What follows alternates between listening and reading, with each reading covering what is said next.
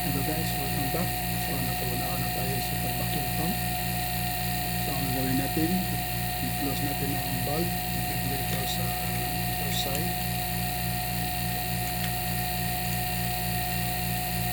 Close natin.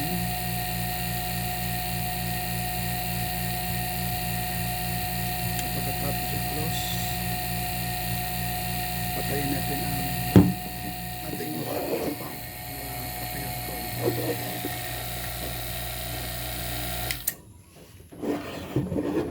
So pagkatapos tanggalin natin ang connection sa vacuum pump, yung service hose yellow. At pagkatapos i-connect natin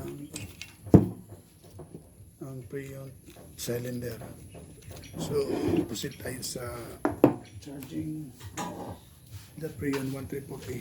Ito po ating cylinder preon 1340 nga preon ko. So ayan, buksan natin. At pagkatapos buksan natin ang ating valve sa preon tank 1340.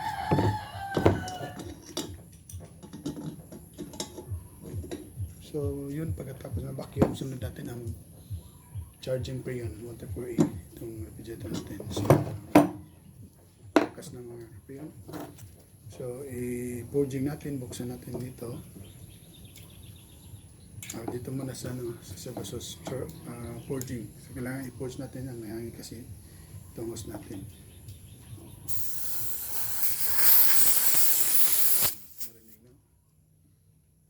So partial charging tayo. Buksan natin yung regulator na low side.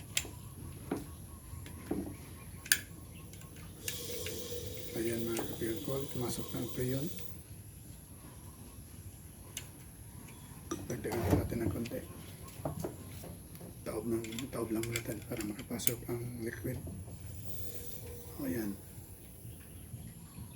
Yan ang mga ka-preon call.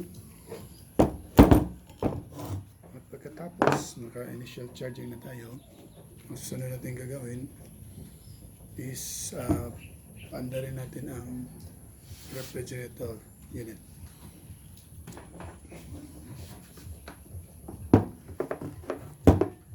So ang karga nito is 10 to 12 PSI.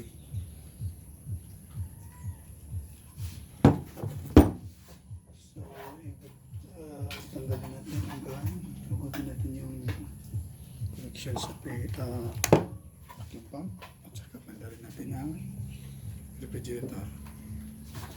Handa na natin ang ating kilometer. So nakasetting tayo sa amperes, 2 amperes kasi 0.61 amperes lang ito. Ayan, pandarin na natin mga ka-preon call ang refrigerator unit.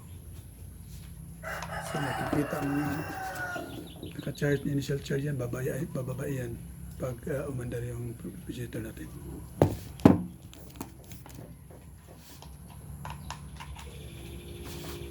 Ayan mga ka-preon call, umandar na siya.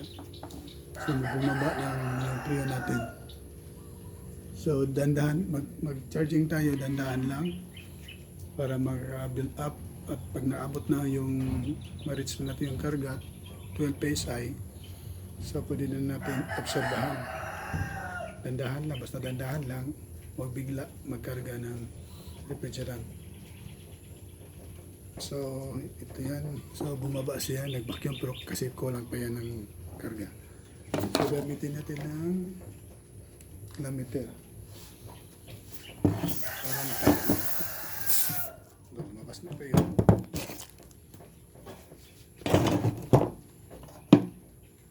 Ito yung makita yung kakabayan o ka-preon call. Ayan. 0.66.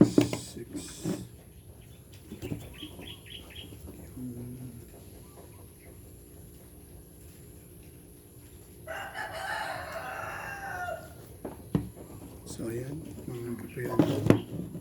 So obserbahan natin pag masakto na ang karga. So mamaya na lang uulitin ko. Ipakita ko niyo kung pag nasakto na ng karga, babalik ako. Okay, maraming salamat mga kapiyon ko.